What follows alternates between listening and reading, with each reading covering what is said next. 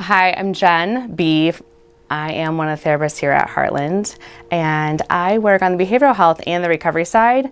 However, I spend a lot of my time on the recovery side. I have my bachelor's from Ohio State University in social work, and then I have my master's in social work from Indiana University Northwest with a concentration on mental health and addictions. I got into this field because I had a desire to help people who may have made not so healthy choices and then have to pay the consequences, but they're still amazing people. So my bachelor's to internship was at a women's prison in Columbus, and what I found there is that there's a lot of unhealed trauma and a lot of addiction. So life pushes me forward many years, and it brings me to Heartland, and my grad school internship was here at Heartland. When I was younger, I was very involved in my church, and we would do these work camps where we would go to Southern Ohio and work with elderly and more low-income homes, and we would build decks and repaint their homes and build ramps. I've enjoyed giving to the community all throughout my childhood.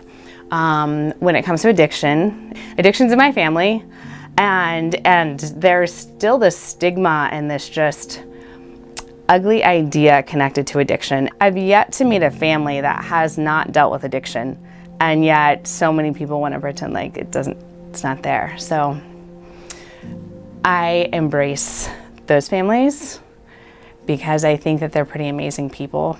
So I went to social work, right? Because that's like a job where you get paid to help people. So on the recovery side, I work with the partial hospitalization program, and I lead 2 of the pathways and multiple psycho-ed groups, education. And so what my groups focus on is self-development and emotional regulation. And those are because we live in a really fast-paced society, and we oftentimes are just reacting to everything in front of us, and we don't, I cry all the time. Oftentimes we don't know why we do what we do, right? How many times do we say these comments like, that's just who I am, I've always done it this way, I'm not gonna change. We have this fixed mindset that just comes off so often, and we don't recognize how much that stunts our growth in our self-development. So what I like to do with the clients is acknowledge the elephant in the room, and a lot of the elephant is the fact that we don't actually know who we are, and we have no idea how to regulate our emotions most of the time, including myself sometimes. So with our self-development, what I like to do is kind of figure out why we do what we do. In childhood, there's a reason why we do the things we do. There's reasons why we have the thinking patterns, the behavioral patterns. They served a purpose at the time. And what happens when we grow up, we don't know what we don't know, so we don't know that there's like actually an option to change those patterns. So with our self-development, it allows us to figure out who we are, why we do what we do, and identify the thinking patterns that may be harming us and we didn't know that they were harming us. So what I want to do with the clients is like, let's figure out why you do what you do.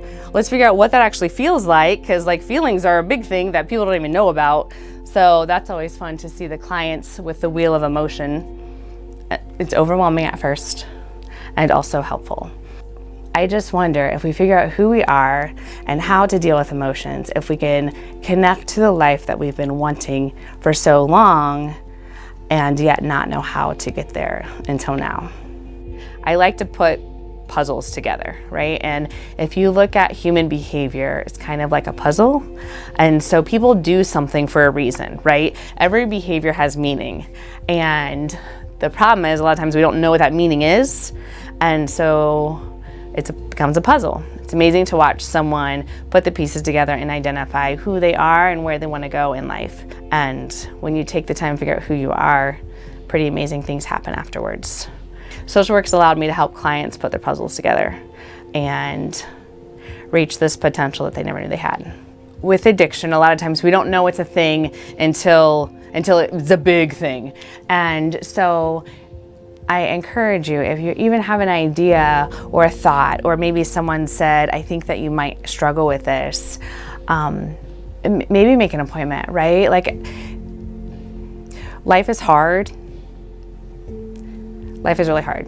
And we have this idea that we have to do it alone. And that's actually not the case. You're not needing to prove yourself to anyone. And so if you're struggling with maybe an addiction, with maybe having anxiety, with maybe depression, with maybe some kind of just mood, or just maybe trying to figure out who you are, just come and see me.